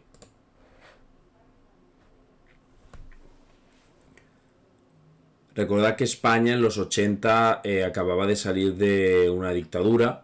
Bueno, sí, hacía apenas en el 80, hacía 5 años que se había salido de la dictadura, pues están aplicando muchísimas medidas económicas, más liberales de lo que era, pues evidentemente la dictadura, bastante más.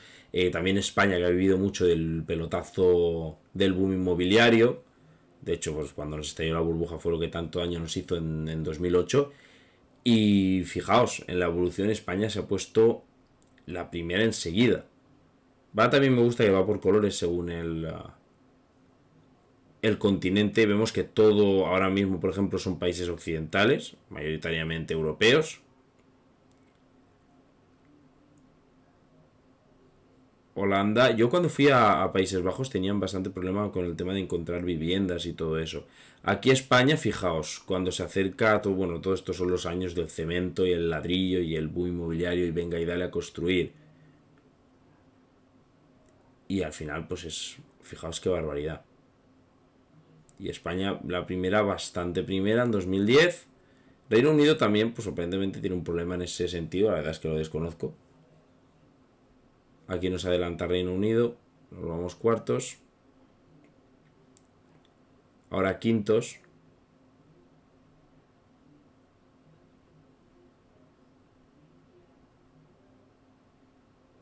Bueno, lo de Nueva Zelanda en los últimos años también es de traca fallera, 2000, y fijaos, aquí viene un poco, parece remontada, 2020, pues nada, quintos me parece que nos quedamos. Sí, y nos quedamos quintos. O sea, del mundo. Quintos que más pagan de precio real de vivienda. Esto al final pues es uno de los detonantes, una de las estadísticas que quiero que veamos para tratar todo el tema de los alquileres, que ya sé que es muy pesado, pero al final pues me gusta tratarlo porque es un problema que pues a mí personalmente me afecta y veo que es muy importante, sobre todo para los jóvenes. Aquí dice Eduardo Saldaña, 5 gráficos para entender el problema del alquiler en España. Esto del orden mundial. Fijaos, comprar o alquilar, porcentaje de la población que reside en una vivienda en propiedad y en alquiler. Esto es de la Unión Europea. En España, 1 de cada 4 vive de alquiler. Y yo creo que es una tendencia que irá más y que está creciendo con el paso de los años. Porcentaje de inquilinos que destina más del 40% de sus ingresos al alquiler. El 41% de los españoles destina el 40% de sus ingresos o más en el alquiler. Por cierto, destacar que el caso de Grecia me parece una salvajada tremenda. Pero para que veáis un poco en el baremo en el que nos estamos moviendo, El 41% de los españoles, cerca de la mitad de su sueldo, lo gasta solo en el alquiler. Luego ya todo lo que tienes que pagar de pues, luz, agua, para mantenerte tú vivo, porque algunos tenemos la manía de comer para no morirnos. Y aquí, edad media de abandono del hogar. 30 años. Es cierto que en España siempre había sido alta. eso sí que es cierto. Los países del sur de Europa, no sé por qué, suele ser alta. Pero, fijaos, o sea, al final, por ejemplo, entre Suecia y España, Suecia es 19, España 30, o sea, parece una auténtica locura. No somos Portugal, que tiene una media de 34, pero lo de 30 está por encima de la media de la Unión Europea. 27 es que me parece pues algo más razonable, pero 30 es una barbaridad y refleja el problema que tienen los jóvenes españoles para independizarse. Porcentaje de adultos jóvenes de 18-24 años que viven con sus padres, en 2021. Otra vez una estadística en la que estamos increíblemente arriba. La media de la Unión Europea es del 80% y España está en el 92,7%. Y aquí se acaban estos gráficos para que los tengáis en la cabeza. Y aquí habla Fernando Arancón de algo que yo no he comentado en directos, pero sí he comentado en redes sociales, que es el tema de que quizá regular el precio de los alquileres no es la solución definitiva, pero que sí que quizá lo sería el hecho de construir vivienda pública. Y es que en España solo un 1% son viviendas sociales, de alquiler social. ¿De acuerdo? Por ejemplo, lo de Colombia, pues vaya barbaridad. Y Países Bajos, casi el 38%. Yo digo, quizá regular el precio de los alquileres, no. Yo siempre he dicho que a mí me gusta un sistema como a la sueca, que te impide vivir de alquilar casas, porque yo personalmente considero las casas un bien de primera necesidad que no se debería poder especular con ellas. Esto es una opinión totalmente personal. Es decir, puedes invertir en otras cosas y especular con otros bienes. Me parece perfecto. Yo creo que las casas no. ¿Que deberías poder tener más de una casa? Por supuestísimo. Pues si te la puedes pagar, puedes tener una casa en el campo, otra en la playa, otra en tu pueblo y otra en el pueblo de tus abuelos. Ahora, no alquilarlas para ir haciendo dinero. Es mi forma de verlo, porque me parece un bien de primera necesidad, totalmente básico, una vivienda. Pero aquí, pues quizá los alquileres no es lo mejor regularlos. Ahí no lo sé. Esto también se me ha dicho mucho, lo de que yo había insinuado que había que regular el precio de los alquileres por el directo pasado que hablé de Bernardos. Y mi crítica no iba a que Bernardos estuviera frontalmente en contra de regular los alquileres, que también, bueno, me extrañaba un poco siendo teóricamente alguien de socialista, sino que iba más enfocada que Bernardos pues lo estaba defendiendo no por una creencia propia, sino porque estaba metido en el negocio inmobiliario. Y aquí otra estadística más que vemos que habla de España fatal, o sea, un 1,1% de vivienda social, y creo que con más construcción, porque hay mucha gente liberal que dice, no, el problema es que se tiene que construir más. Y quizás sí, y a lo mejor no viene de iniciativa privada, pero sí podría venir de iniciativa pública, el hecho de hacer muchas más viviendas de alquiler social. Y así, pues quizá podría paliar un poco este problema que se ha vuelto inasumible, como digo, para los jóvenes españoles, todo el tema de poder pagar un alquiler. Y también ese argumento que se dice de que la mayoría de los caseros son clase media. Vimos ya que muchísimos caseros estaban en el Congreso. Muchísimos diputados eran caseros. Por ejemplo, Ciudadanos un 33,3%, uno de cada tres.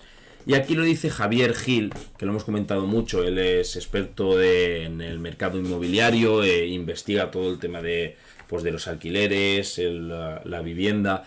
Y aquí dice que la mayoría de los caseros tienen rentas anuales que superan los 40.000 euros, o sea, 4.000 euros al mes. No está nada mal. Dice que son las personas más ricas del país y que igual, pues, clase media no es lo suyo. Que eso de la clase rentista también me hace bastante gracia, que los liberales aspiren a ser rentistas, que ojo, yo siendo rentista sería la persona más feliz del mundo, pero quiero decir, si se supone que tú dices que te esfuerzas, que quieres vivir de tu trabajo, que tal, y luego eres rentista, o sea, rentar es una de las pocas acciones con un intercambio tan alto de dinero como es el pago de un alquiler, en la que tú no estás dando absolutamente ningún valor añadido. O sea, es que no estás creando valor añadido por ningún sitio, estás viviendo de rentas, que ya digo, con el sistema actual es totalmente legal y que cada uno puede, pero la realidad es que no estás haciendo no estás dando ningún valor añadido, ni fuerza de trabajo, ni absolutamente nada, ni creando un bien, ni estás haciendo, o sea, no estás dando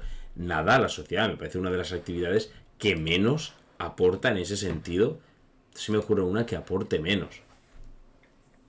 Y luego también, yo digo, esto no va contra los que no quieren regular los alquileres o lo que tú quieras, pero por ejemplo este tipo de tweets, también es que Cristian Campos es increíblemente cuñado, es el cuñado de los cuñados, es muy cuñado, Da rabia lo cuñado que es. Que dice, ¿quieres un piso en el centro de Madrid por 500 euros, con luz, terraza y metros para tus 4 gatos? Claro que sí, amiga, y uno en Manhattan por el mismo precio. A ver, la chica... Esta es una crítica directa a la chica que aparecía en el programa de La Sexta. La chica no decía eso, la chica decía que quería más que una habitación. Esto, por cierto, se llama falacia. No sé exactamente qué tipo de falacia, yo la di en la carrera, pero ahora mismo no me acuerdo, pero es la de distorsionar el argumento de tu rival, haciendo como que él ha dicho una cosa que no es verdad. Quiero decir, que ojo, yo no digo que Cristian Campos no tenga razón, puede tener razón, pero desde luego para mostrar su argumento ha utilizado una falacia feísima. Esa chica dice, quiero algo más que una habitación, quiero algo más que poder pagarme solo una habitación en Madrid, porque él decía que vivía en una habitación. Y este tío dice, claro, que es un piso en el centro de Madrid por 500 euros con luz, terraza y un montón de metros. No, la chica no ha dicho eso. O sea, tú puedes defenderlos. Hay muchos liberales muy coherentes que defienden su postura de forma muy coherente y es evidentemente totalmente respetable. Pero lo que no se puede hacer es utilizar esta falacia de mierda, porque es una falacia, o sea, totalmente de mierda, y además que el español te la publique, que eso yo ya no lo acabo de entender. Pero para que veáis lo cuñado que es, quiero decir, al final este tío, aquí hay un vídeo de Susan Sarandon que se ve en las calles de una ciudad de Estados Unidos, lo ponía que era... no me acuerdo ahora mismo qué parte de Estados Unidos es, pero que como veis está todo, o sea, llena de sin techo, de indigentes. Yo, por ejemplo, que Estados Unidos solo he estado en Nueva York, es el sitio donde más pobres he visto después de Marruecos. Y bueno, vale, pues esto. Y aquí Cristian Campos decía, Susan votó socialismo y ha obtenido socialismo, pero ahora no le gusta ese socialismo. Susan votará ahora un socialismo todavía más socialista para solucionar la pobreza y la delincuencia que genera el socialismo. Yo ya te lo he dicho, tú puedes ser liberal, pero no puedes ser gilipollas. Quiero decir, si tú insinúas, y no es de broma, que en Estados Unidos se aplican políticas que se acerquen mínimamente al socialismo, es que eres retrasado mental. No hay más. Que puedes ser liberal, yo lo digo perfectísimamente. Si hay muchos liberales coherentes y que a mí me encanta escuchar, pero o sea, aquí lo dice Nanísimo, dice, imagina que Campos quiere que le hagamos RTs manuales para señalar lo rematadamente pobre que es su tweet de Estados Unidos, pero here we go. Este país no es socialista, ni siquiera se acerca a ello. Este vídeo es el resultado del capitalismo salvaje y de un estado de bienestar tétrico.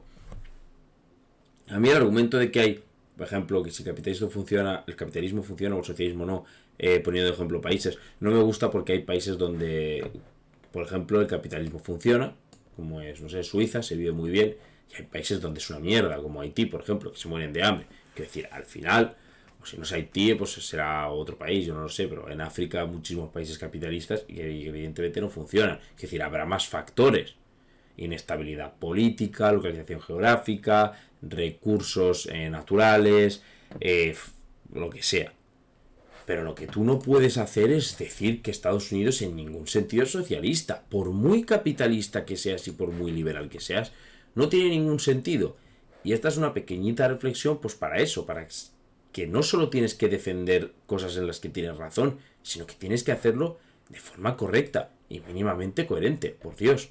Y pues Cristian Campos es un poquito, pues como digo, retrasado en ese sentido.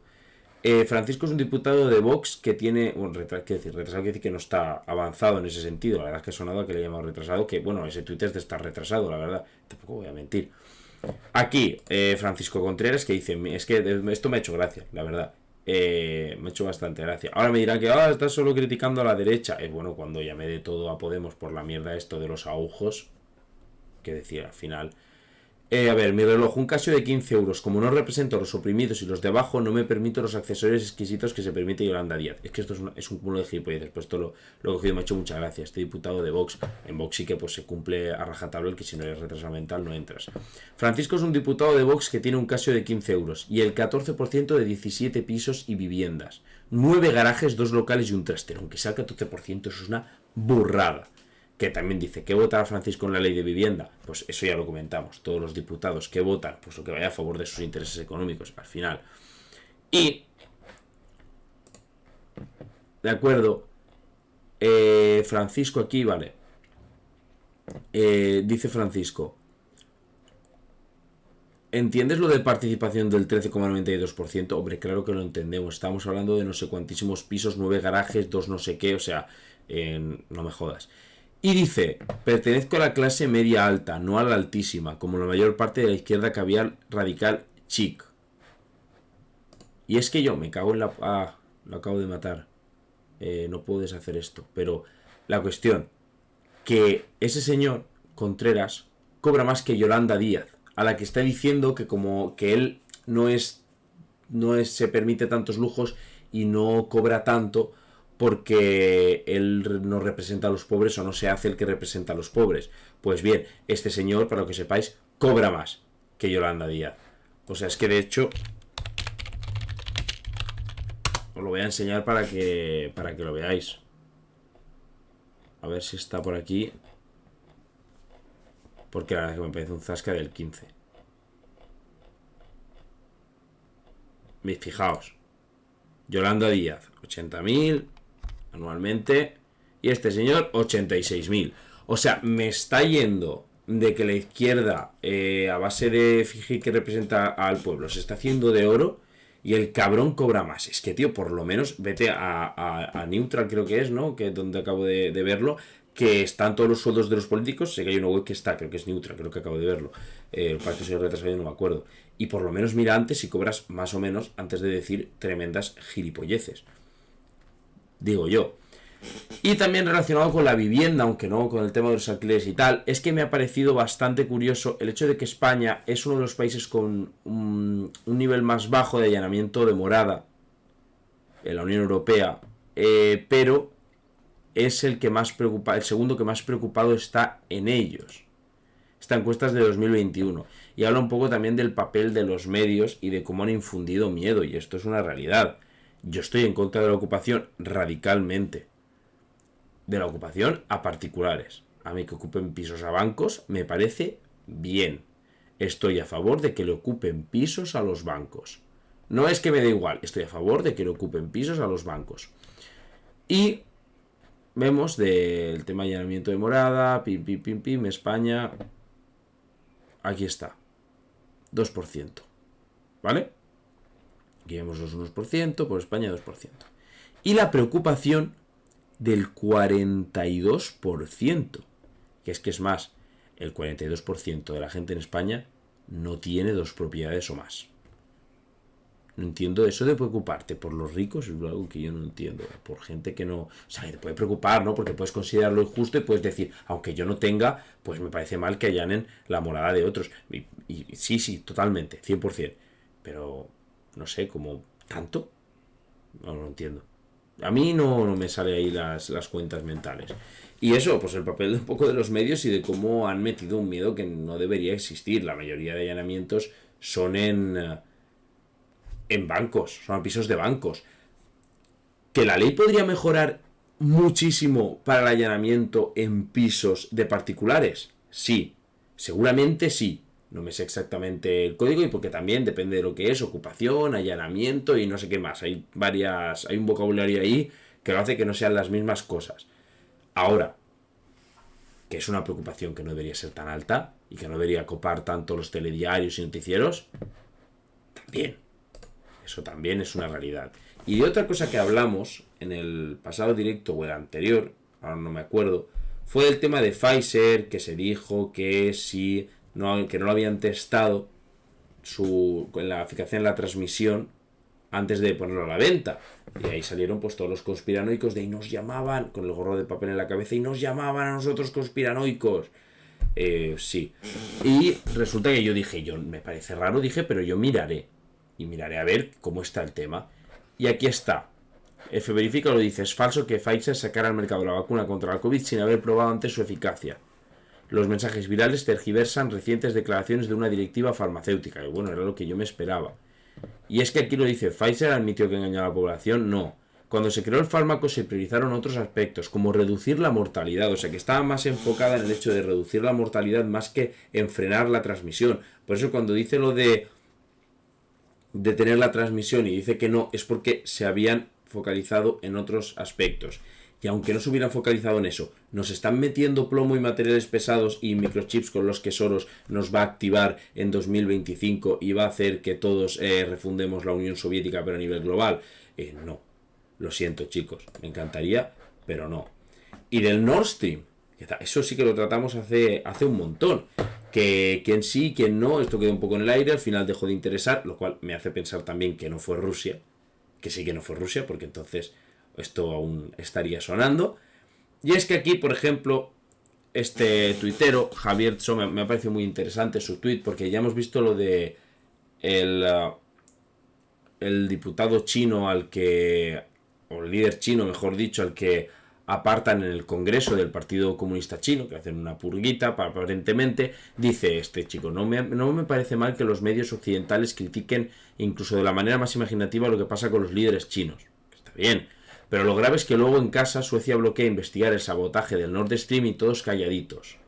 Seguro que a los españoles les importa saber qué pasa con la élite del Partido Comunista Chino, que a mí sí y es muy importante saberlo, yo estoy de acuerdo. Pero tampoco dudo que con estas cosas se desvía la atención de cuestiones domésticas más escandalosas y urgentes, que a nosotros nos afecta directamente, como es el tema del Nord Stream. Y es que esto lo saca Reuters, esto no lo saca Moscú, la Gaceta de Moscú, ¿sabes? O sea, traducir al español. Aquí vemos que Suecia rechaza la investigación conjunta formal de la filtración de Nord Stream, citando la seguridad nacional. Y es que aquí dice que lo pone aquí, Mats Ljungqvist, el fiscal involucrado en la investigación criminal de Suecia sobre las filtraciones de Nord Stream en la zona económica sueca, dijo que Suecia ya estaba cooperando con Dinamarca y Alemania en el asunto. Y luego ha dicho que no porque, esto se debe, que han dicho que no porque se debe a que hay información en nuestra investigación que está sujeta a la confidencialidad directamente relacionada con la seguridad nacional. Y yo me creo entre absolutamente nada y medio. Y me hace sospechar de que ha sido un paisete aliado como puede ser los señores Estados Unidos de Norteamérica. Si no, yo no encuentro otra explicación.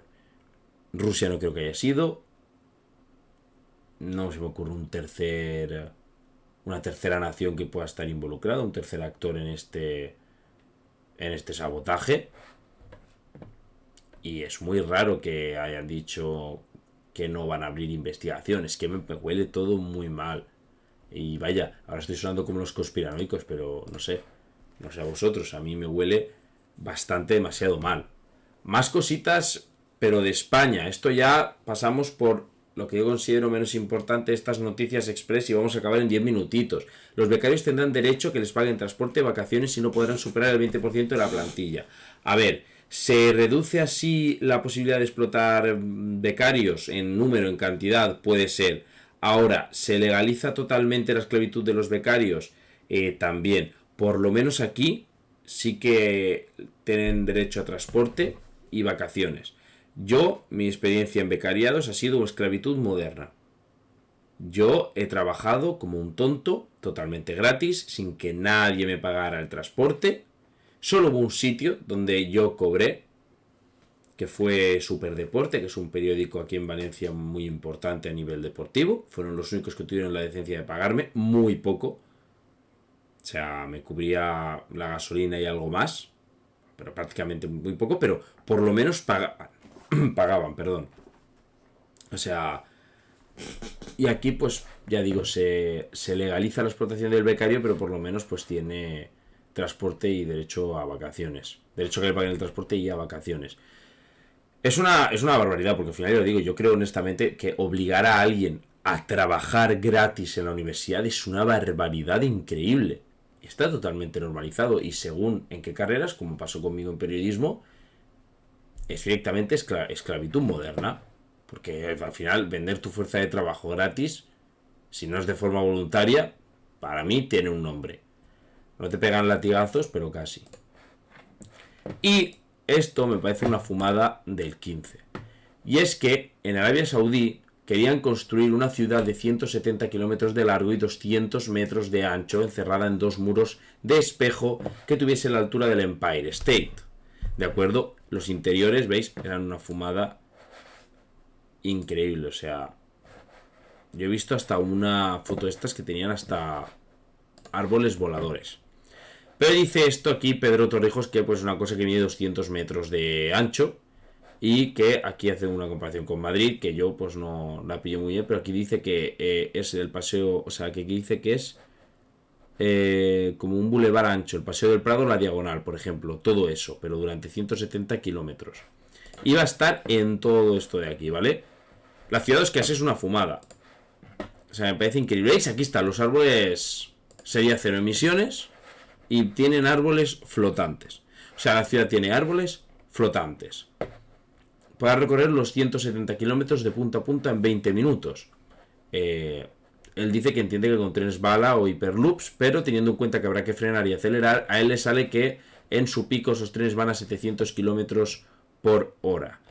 Recordemos, yo digo otra vez, una ciudad de 170 kilómetros de largo y 200 metros de ancho solo. Una línea recta de ciudad encerrada en dos muros de espejo de la altura del Empire State. Y tú dirás, vale, bueno, aquí alguien se fumó algo que no debía y ha tirado a construir algo imposible, o ha puesto un proyecto de algo imposible, pero vamos, sabemos cómo son los árabes, que están muy flipados. Pero es que, aquí Dan Gamboa Beorquez, que no sé quién es, nos trae un update, y es que aparentemente están trabajando en el puto proyecto. O sea, para flipar, yo eso veo, ojalá hubiera aquí algún arquitecto o algún, lo que coño sea, que pueda explicarnos cómo esto es mínimamente viable. A mi cabeza no le entra. Va a quedar una acequia bonita. Sí, una acequia preciosa. Molaría que hicieran las acequias los saudíes, ¿no? Las harían de oro, con espejos. En vez de árboles, pues la mugre de la acequia estaría flotando. Es una increíble fumada y yo quiero seguir este proyecto porque, o sea, me parece el proyecto más ambicioso con diferencia que he visto nunca. Porque el Burj Khalifa y todo eso es muy impresionante. Es una pasada y lo que tú quieras. Pero al final es un edificio, hacerlo muy alto. Es difícil, se necesita mucho dinero, yo no digo que no. Pero esto es una ciudad de 200 metros de ancho y 170 kilómetros de largo, con muros de espejo de la altura del Empire State. No tiene ningún tipo de sentido. Ninguno. Y de Arabia Saudí saltamos a Españita otra vez, porque esto me lo he encontrado a última hora y lo he metido, no sabía ni en qué orden lo había metido porque lo he metido, y es que nuestra amiga María Antonia Trujillo, que recordemos está casada, o pues como mínimo pues tiene un affair con un señor marroquí, casualmente tiene unas posturas pro-marroquíes impresionantes, y ha dicho que la libertad de expresión e información está más amparada en Marruecos que en España. Mis cojones 33, pero vaya, que decir, esto lo sabe cualquier persona que sea mínimamente coherente, que en Marruecos hay muchísima menos libertad de expresión que en España, vamos, de lejos. Y, oh, sorpresa, Marruecos prohíbe la proyección a nivel nacional e internacional de la película Sanka Contact, del director marroquí Ismael El Iraqi, porque incluye una puta canción de la cantante saharaui Mariam Hassan.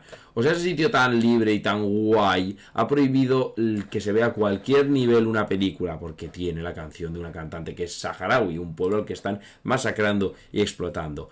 Vaya hombre, señora Torrijos o Trujillo, como sea que se llama usted. Vaya cara más dura. Y de Estado opresora, directamente hablando de terroristas, la cementera francesa Lafarge llegó a acuerdos con el ISIS y el ANF, que es otro grupo terrorista en Siria, para compartir con estos grupos terroristas pues parte de sus beneficios en plena guerra civil siria. Y por eso ha sido duramente multado por Estados Unidos. Vemos que Estados Unidos ha multado a esta cementera. O sea, hasta qué nivel llegan los negocios, que aquí lo pone que Lafarge se declaró culpable de pagar millones de dólares al grupo Estado Islámico para que una fábrica en Siria pudiera seguir abierta durante la guerra. ¿Hasta dónde llega el querer la supervivencia de tu empresa y seguir tus beneficios económicos, que das millones de dólares al Estado Islámico? Al final yo creo que esto será una mancha negra en la historial demasiado grande, ¿no? Quiero decir, ¿cómo vas a continuar siendo una empresa con cierta clientela después de haber hecho esto? La FAS también ocultó que su asociación con estos terroristas a través de una red de contactos falsos, facturas falsificadas, intermediarios corruptos y cuentas de correo electrónico fuera del sistema. En el verano de 2014 el mundo vio con horror cómo ISIS asesinaba a periodistas y trabajadores humanitarios inocentes. Ese mismo verano, la FARC ya estaba en el negocio con ISIS asegurando ganancias y participación de mercado y capitalizando la brutalidad del grupo. Porque recordemos, niños, el capitalismo es el sistema que mejor funciona de todo el mundo. Y se ha abierto un poco también el debate de la muerte asistida, de la eutanasia, con el caso de Shanti de Corte, ¿vale? Era una chica de 23 años que, bueno, aquí se podía explicar muy bien en 4 líneas, pero han decidido hacer un cómic, que es que hay un atentado cuando tenía ella 17 años en el aeropuerto, un atentado terrorista del ISIS, y ella salió físicamente ilesa, pero la diagnosticaron con depresión severa y trastorno de estrés postraumático. Fue internada en un hospital psiquiátrico donde sufrió una agresión sexual. Aunque recibía terapia y medicamentos, su situación no mejoró e intentó suicidarse varias veces. En Bélgica la eutanasia es legal y Shanti la solicitó varias veces, pero se la negaron. Hasta que en abril de este año fue aceptada y murió poco después rodeada de su familia. Y se ha abierto el debate porque yo, que soy pro eutanasia, soy pro eutanasia en los casos de los que siempre se había hablado aquí en España, que es el hecho de una persona con una enfermedad que no puede mejorar, crónica, que solo le permite tener una vida de dolor. Y que yo no entendía cómo alguien podía tener objeción moral a dar una vida víctima a alguien que solo vive para sufrir. Y, ojo, no que solo vive para sufrir, sino que su situación no es reversible. Yo darle muerte asistida a una chica de 23 años, dicen que un par de psicólogos he leído la dieron como su caso, la diagnosticaron que psicológicamente ya no iba a poder mejorar, que se traumara para siempre. Pero vaya, 23 años, ya aquí y en España se está como justificando esto, y esa rama pro eutanasia pues está justificando también que en estos casos se pueda autorizar. Y a ver, yo no sé, tampoco es que lo haya pensado tanto, pero me parece una barbaridad ponernos a matar ahora gente joven. Estados Unidos no ha dado un céntimo a grupos terroristas. Jeje, hostia, qué bueno, ¿por qué no lo he leído antes cuando estábamos hablando de esto? Es verdad, Estados Unidos está autorizado para multar porque nunca, jamás, ni ha dotado a talibanes de armas, ni a grupos terroristas para nada, nunca. Jamás en la vida. Por ejemplo, grupos terroristas para que depongan dictadores justo de Estados Unidos, en la vida. Jamás ha pasado. Y bueno, pues esto es nada para la reflexión y a ver cómo avanza. Yo lo digo, mi postura personal es a favor de la eutanasia siempre y cuando sea en personas que su situación es irreversible y solo viven para sufrir.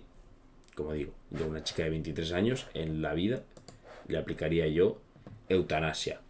Y la OTSC, que recordemos que ya tuvo lío porque Armenia solicitó salirse de la misma. Más problemas, y es que Kirguistán y Tayikistán parece que han vuelto a reactivar su conflicto en la frontera, y Kirguistán concretamente ha sido la que ha pedido un despliegue de tropas de mantenimiento de la paz en la frontera con Tayikistán, de forma de que haya un alto al fuego, porque aquí recordemos los altos al fuego en la frontera entre Tayikistán y Kirguistán se respetan lo que yo te diga. O sea, han llegado a empezar a tirarse piedras y acabar disparándose. Literalmente han empezado tirándose piedras y han acabado disparándose. Y al final, pues en la OTSC, el país más potente con diferencia es Rusia, y ahora mismo no está pudiendo actuar. No pudo con Armenia y Azerbaiyán, y estuvo medio que sí, pero medio que no en el primer conflicto reciente que tuvo ahora un mes o más o menos, Kirguistán y Tayikistán. Y bueno, pues al final hay que ver cómo acaba esto, porque la OTSC, si esos países miembros que están en la esfera postsoviética ven que Rusia no es al final un aliado de garantías dentro de esa organización, pues quizá esta OTSC, que recordemos es el equivalente a la OTAN rusa, por decirlo así, puede acabar deshaciéndose. Y también hablamos de los MAGA comunista. Aquí no voy a profundizar mucho en el hilo. Por cierto, la bandera guapísima. O sea, me parece una flipada la bandera, la verdad.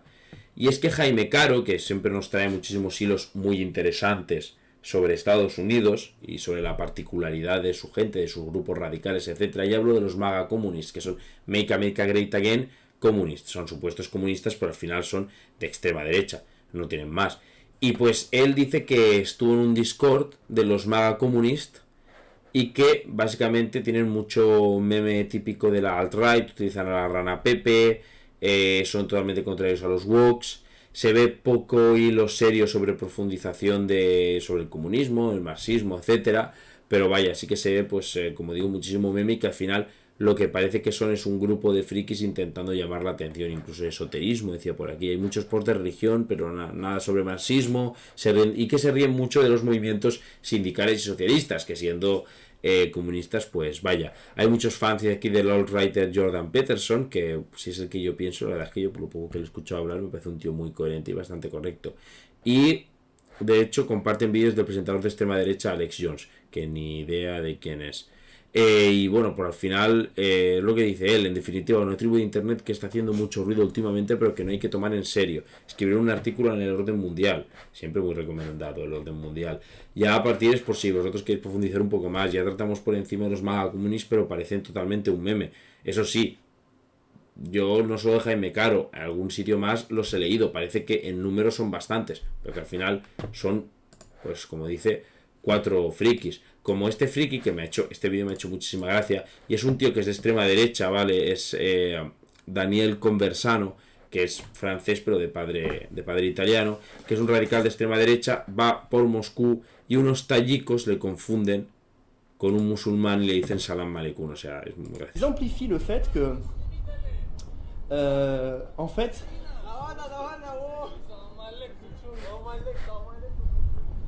qu'est-ce qu'ils ont dit? Salam alaikum? Ouais, ils sont partout. Exemple. Creo que dice, he dicho están por todos. Sí, guau, están por todos lados. Joder, ese nivel de francés. Vale, sí, por cierto, están por todos lados. Mi rey, Tayikistán era parte de la Unión Soviética y la Unión Soviética envió muchos de distintas etnias a distintos sitios. Por eso también hay rusos, por ejemplo, en Tayikistán. Y antes no estaban. Es que están por todos lados. Son tayikos. Están en Rusia. Es más que normal. De hecho, en Rusia hay mucha gente de origen tayiko también que son rusos. Pero bueno, la gente tan racista no piensa demasiado. Y me hace mucha gracia que este tío, siendo de extrema derecha francés, como tiene así más pinta de quizá de árabe, de checheno, más... Quizá una etnia que pueda ser de mayoría musulmana, van y le dicen Salam Aleikum unos tayikos sin conocerlo de nada. Yo a eso lo llamo poesía. Y por cierto, nosotros que estamos contra el trabajo infantil, Hyundai ha roto lazos comerciales con una fábrica. Lazos comerciales no, miento. Relación con una fábrica en un país por trabajos infantiles. Ya que no adivináis de qué país es, pues no lo vais a adivinar porque no lo pone.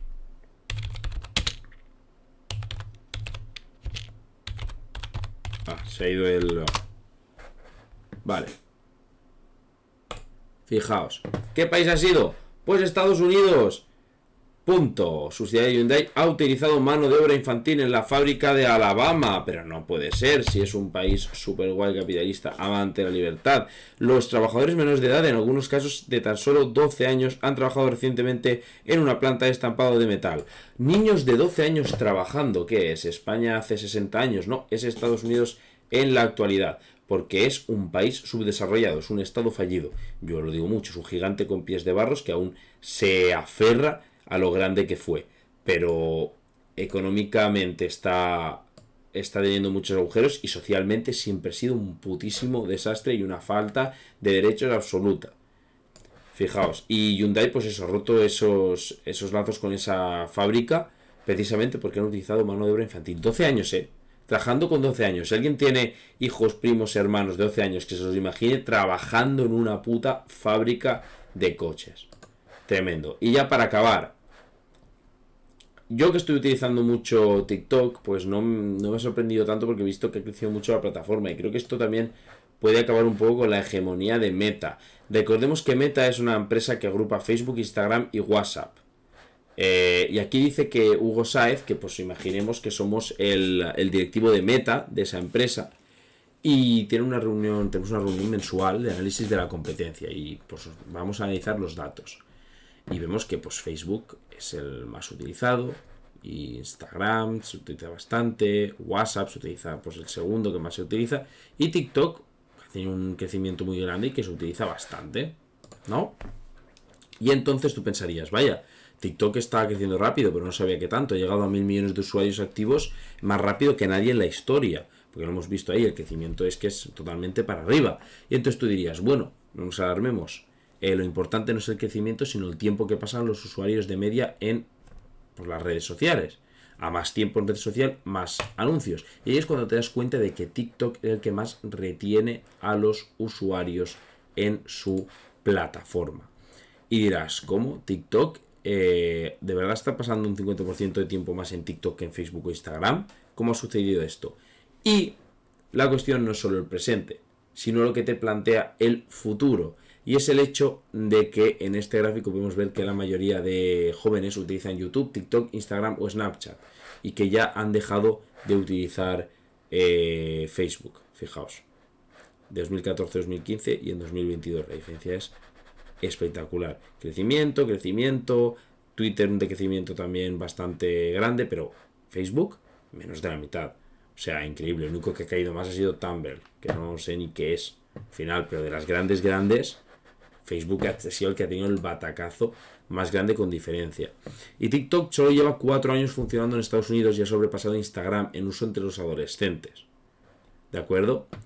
Y que a pesar de que, por ejemplo, Facebook lanzó Reels, etcétera, y de hecho sí que es cierto que como que Facebook estuvo intentando que tú utilizaras los Reels, sacándotelos cada 2x3 y todo eso, pues al final no ha tenido el funcionamiento y mucha gente ha dicho que dejen de copiarles. De hecho pone aquí que la gente rechaza los cambios, protesta como nunca para que dejes de copiar a TikTok. Hasta las Kardashians, que tienen una influencia espectacular a nivel mundial, se quejan en sus perfiles. La presión de miles de usuarios lleva al CEO de Instagram a replantear la estrategia y reconocer el error. Finalmente se filtra a la prensa informes internos de la compañía que revelan lo que todo el mundo sabe internamente. Reels no está funcionando. Y la cuestión aquí es eso, que TikTok, sin ser de Meta, ha crecido muy rápido, ha crecido exponencialmente espectacular, su curva de crecimiento es casi hasta arriba, casi hacia arriba, casi recta, vertical, y puede romper un poco ese monopolio que tenía Meta con Facebook, Instagram y WhatsApp, que era el dominio total mundial. Y me ha parecido muy curioso, porque yo creía que TikTok también era de Meta, la verdad, creía que todas esas grandes eran de la misma compañía, y TikTok ha conseguido romper con su formato el mercado. Y bueno, hoy hemos tenido un directo más largo, ¿no? de lo habitual, porque llevamos en directo 1 hora y 3/4 casi, el directo más largo que he hecho nunca. Antes de irme, de verdad agradecer cómo está creciendo el canal, una barbaridad. Cuando he empezado esto éramos 99 seguidores, una auténtica burrada. Mis TikToks ahora se ven más, YouTube está funcionando bien, aunque le cueste arrancar. Y aquí el pasado vídeo tiene más de 100 reproducciones ya. He quitado los anuncios, por cierto, porque sé que molestan más que otra cosa y para lo que gano he dicho no quiero anuncios. Pero aún así, no sé por qué, creo que obliga, el anuncio del principio lo obliga a poner sí o sí. Eso no puedo quitarlo. Y nada, pues agradecer de verdad a todo el mundo que apoya y que ve mis directos. La mejor forma de ayudarme es seguirme. Y así que hasta aquí hemos llegado hoy. Directo muy largo, pero espero que os haya gustado a todos. Nos volveremos a ver si todo sale bien y si el trabajo me respeta el próximo viernes a las 9. Así que de verdad, muchísimas gracias a todos y os espero en el próximo directo.